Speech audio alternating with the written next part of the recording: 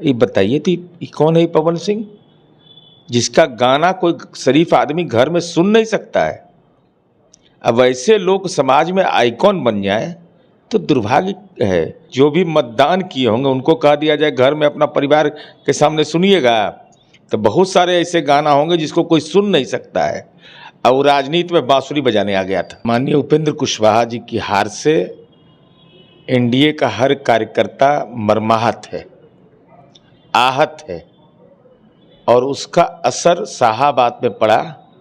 R K Singh जैसे लोग, जिन लोगों ने काम किया था, वैसे लोग को चुनाव का हार का सामना करना पड़ा। हम बक्सर की सीट हार गए, इसका साइड इफेक्ट जिसको कहते हैं वो पड़ा। बहुत बड़े समाज में बदलाव करने वाले राजा राम जी हैं, तो लालू यादव का 43 बीघा 12 कट्ठा 16 दूर जमीन पटना में है, तो दिलवा दीजिए कारा काट के दलित और अति पिछड़ा लोग जो भूमिहीन है उसको जमीन का पर्चा दिलवा दीजिए, तब जाने क्रांतिकारी हैं। हिम्मत है तो लालू यादव की संपत्ति पर लाल झंडा गाड़िए, तो हम प्लॉट नंबर खाता नंबर सही देते हैं। 2024 लोकसभा चुनाव समाप्त हो गए हैं, उसके परिणाम भी आ गए, लेकिन चर्चा जो है उपेंद्र कुशवाहा को लेकर के है, क्योंकि वो कुशवाहा समाज के नेता माने जाते थे। अब वो हार गए हैं, चर्चा हो रही है क्या उपेंद्र कुशवाहा को नरेंद्र मोदी की कैबिनेट में शामिल की जाएगी कि नहीं। इसी पर बात करने के लिए हमारे साथ जदयू के मुख्य प्रवक्ता साहेब मिलसी हैं। क्या कहेंगे, उपेंद्र कुशवाहा हार गए, कल वो कह रहे थे किसने हरवाया सबको पता है। देखिए, माननीय उपेंद्र कुशवाहा जी की हार से एनडीए का हर कार्यकर्ता मर्माहत है, आहत है, और उसका असर शाहाबाद में पड़ा। आरके सिंह जैसे लोग, जिन लोगों ने काम किया था, वैसे लोग को चुनाव का हार का सामना करना पड़ा। हम बक्सर की सीट हार गए, इसका साइड इफेक्ट जिसको कहते हैं वो पड़ा।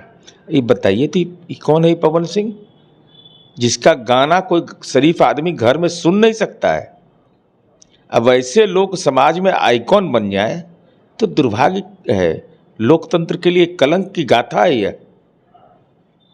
जिस ढंग का फूहड़पन रहता है इन लोग के गाने में, कोई जो भी मतदान किए होंगे उनको कह दिया जाए घर में अपना परिवार के सामने सुनिएगा, तो बहुत सारे ऐसे गाना होंगे जिसको कोई सुन नहीं सकता है।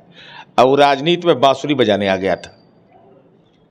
ये तो भाई अद्भुत स्थिति है समाज में। इन सवालों पर विचार करना चाहिए कि भाई राजनीति में मतभेद हो सकता है, लेकिन राजनीतिक कार्यकर्ता की भूमिका को दरकिनार कर करके आप ऐसे लोगों को अगर प्रमोट करिएगा तो ये समाज के लिए अच्छी बात नहीं है। अब जहाँ तक माननीय उपेंद्र कुशवाहा जी के भविष्य का सवाल है, तो हम समझते हैं कि पूरा एनडीए गठबंधन बिहार में इस बात के लिए चिंतित है।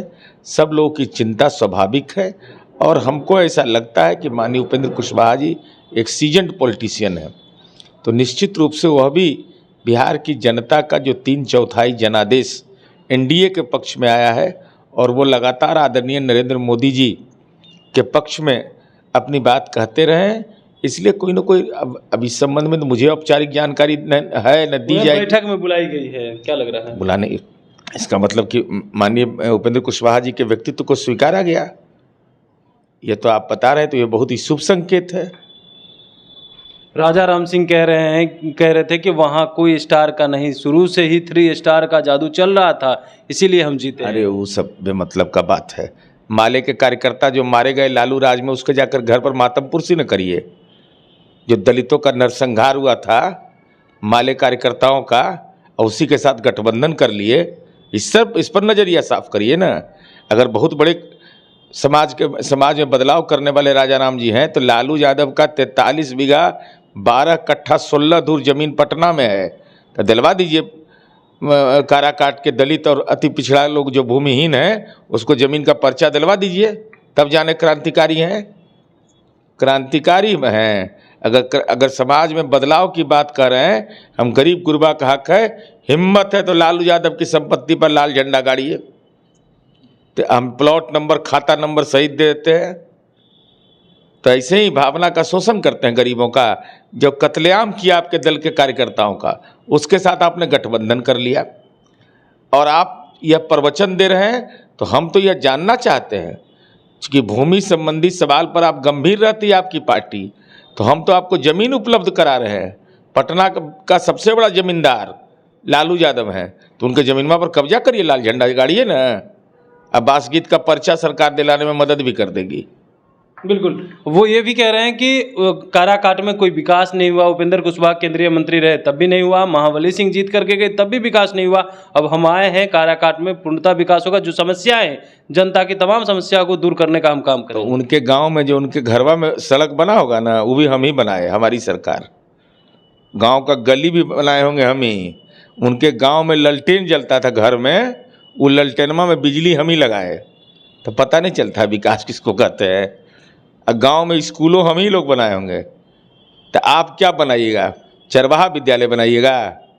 अरे चरवाहा विद्यालय लालू जी बनाए थे, 4.5 रुपया महीना में पढ़ाते थे, और हम पॉलिटेक्निक पढ़ा रहे हैं 5 रुपया महीना में। 10 रुपया में इंजीनियरिंग की पढ़ाई प्रति महीना कर रहे हैं।